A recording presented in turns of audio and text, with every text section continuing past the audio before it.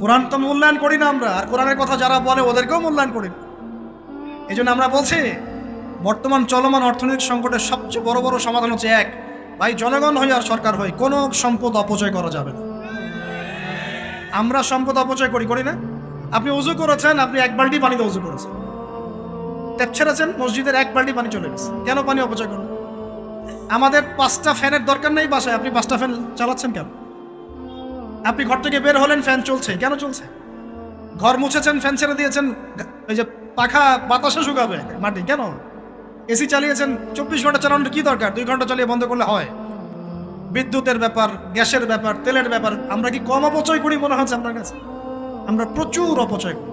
আর আমরা জনগণরা সাধু না, আমরা বেশি অপচয় করি। আমরা অপচয় করি না ভাই? প্রমাণ আপনি নিজের বাসায় পাবেন।